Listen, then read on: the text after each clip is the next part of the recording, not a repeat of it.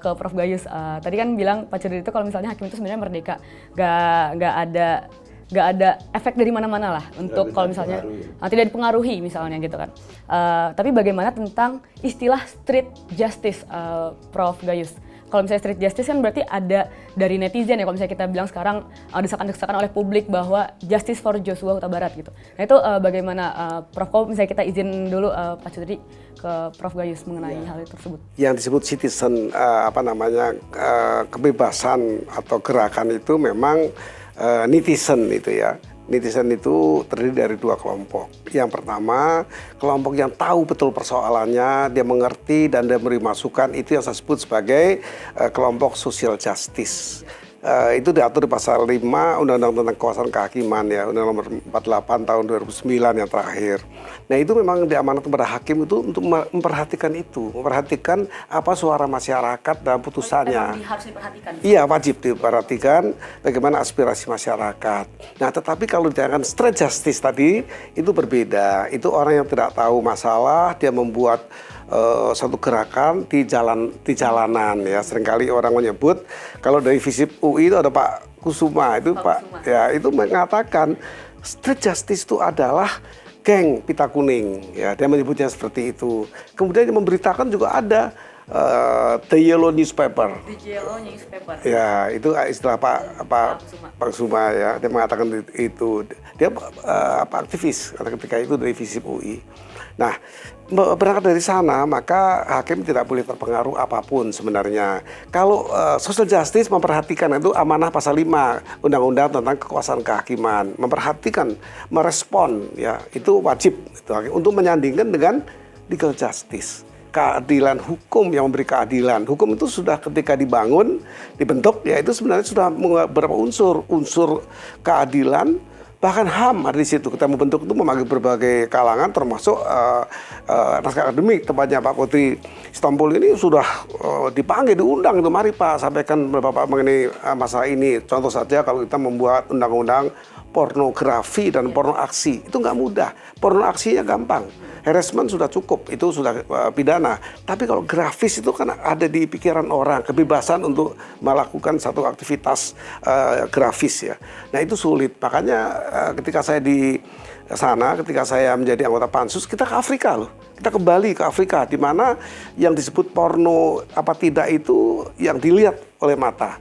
Jadi ketika ada satu tradisi adat, memang mandi itu terbuka, di sungai itu terbuka.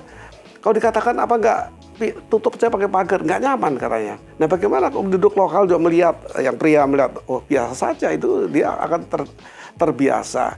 Tapi ada juga aturan, kalau dia menatap tidak boleh, melihat biasa. Menatap atau sudah lewat balik lagi lihat, itu kena adat, kena sanksi adat, sampai dengan mengusir dari kampung itu. Nah itu yang kita olah menjadi undang-undang, kan tidak mudah itu. Maka kita perlu kajian akademik, kajian dari lapisan masyarakat yang kita sebut sebagai dengar pendapat umum. Mendengarkan publik berbicara apa, baru jadi undang-undang. Jadi kalau kita mengatakan undang-undang itu apa sudah ada keadilan? Sangat ada. Bahkan HAM ada di situ, kita harus melekatkan itu. Ini kan konvensi PBB. Semua aturan di negara anggota ini harus memperhatikan konsep hak asasi manusia. Nah, tetapi pada prakteknya itu tidak mudah. Hakim juga manusia biasa. Hakim juga merasakan bagaimana menderitanya sebagai masyarakat. Dalam kasus Sambo ini ya. Dan kasus Sambo ini. Maka tidak heran tadi kalau Mbak Usi menanyakan apakah ada gejolak di masyarakat. Pasti. Nah, gejolaknya memang kalau dari 5 terdakwa di perkara ini, ada dua undang-undang yang ditempatkan untuk memeriksa. Satu undang-undang tentang pembunuhan berencana, satu tentang perusakan barang yang masuk pada undang ITE itu ya, alat yang digunakan untuk komunikasi ini dirusak. Nah, itu ada 2 disebut sebagai obstruction of justice ya, menghalang-halangi proses penegakan hukum. Ada 2 itu, maka karena tadi Pak Kudri sudah tepat sekali, Sambo termasuk dua-duanya bertanggung jawab. Eliezer hanya 1, yaitu pidana lingkupnya. Ada kontras di situ ya di sini. Nah publik itu kadang-kadang tidak melihat ini, dia tidak melihat teknis yuridis namanya. Dia tidak melihat teknis yuridis, tapi dia hanya melihat, dia dengar saja. Maka timbul keadilan. Jadi kalau menghitung ini, saya perhatikan kuat sekali. Kuat sekali berbagai elemen masyarakat yang memang bergabung-gabung untuk mengirim bunga, memberi support dengan bunga. Segera ini semoga ini diringankan hukumannya. Nah itu termasuk bagian dari social justice sebenarnya. Tapi kalau tadi Mbak Usi tanya, street justice itu berbeda sekali dan itu ya mestinya tidak boleh muncul ya. Itu karena orang tidak tahu saja emosional tinggi ya, enggak apa-apa, enggak masalah. Tapi dipengaruhi, Prof. Iya, dia mempengaruhi secara tidak profesional ya. Kira-kira ke hakimnya apakah beliau ya, kita bilang beliau memutuskan vonis ini tuh ada karena street justice, bukan yang sosial tadi? Dua-duanya ada dan kita tidak bisa membedakan itu. Tapi kalau kita mencoba menentukan yang mana, kalau social justice itu menyampaikan dengan santun. Dia menyampaikan dengan ya kirim bunga itu santun. Berbagai cara. Tapi kalau street justice itu maki-maki ya. Kalau kita baca di misalnya live text atau chatting di teks itu marah-marah itu banyak sekali. Saya juga salah satu kalau beli komentar dikomentari jelek, ya nggak apa-apa. Saya bilang saya nggak peduli, saya ini pengamat sekarang. Jadi artinya kalau saya mengamat ya itu pendirian saya. Saya mau dihina juga tidak jadi sampah. Saya bilang saya dimuliakan, disanjung juga nggak jadi rembulan. Itu istilah pujangga. Jadi saya bilang silahkan nggak apa-apa. Itu saya maafkan. Nah, tetapi dalam kajian kita untuk mengenal keduanya itu cirinya.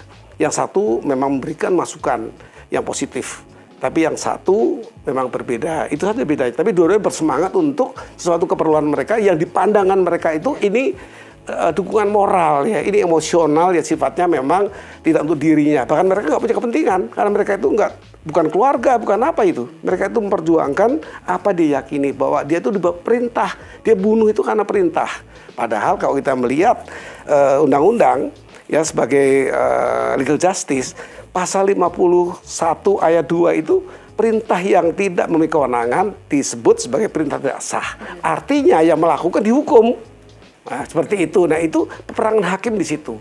Peperangan legal justice atau social justice tadi itu peperangan batin dari hakim, apalagi kalau harus menuntut hukuman mati. Tadi saya tertarik Pak Kudri mengatakan kan itu melanggar HAM, begitu kan? Nah, memang itu melanggar HAM. Di Undang-Undang Pasal 28 kita konstitusi jelas mengatur itu bahwa hukuman mati, hidup dan kehidupan, kehidupan itu memang menjadi satu hak yang tertinggi ya, tidak boleh dicabut oleh siapapun dan bentuk apapun, termasuk pengadilan nggak boleh. Tetapi 2 kali diuji itu di MK, 2 kali disebutkan masih relevan untuk Indonesia dan tidak bertentangan dengan konstitusi. Itu bunyi bersama Pak Mahfud, ketua memimpin, dan Pak Jimli menjadi ketua. Persoalannya apa? Orang kampus bergerak ya, dia mengatakan ini sudah tidak masalah lagi, di semua negara sudah terjadi. Maka pada pansus revisi KUHP merubah itu. Ya. Merubahnya dengan bersyarat seperti di banyak negara. 10 tahun kalau berkelakuan baik, maka dia bisa diturunkan hukuman itu. Nah, ini kajian baru. Kelakuan baik seperti apa?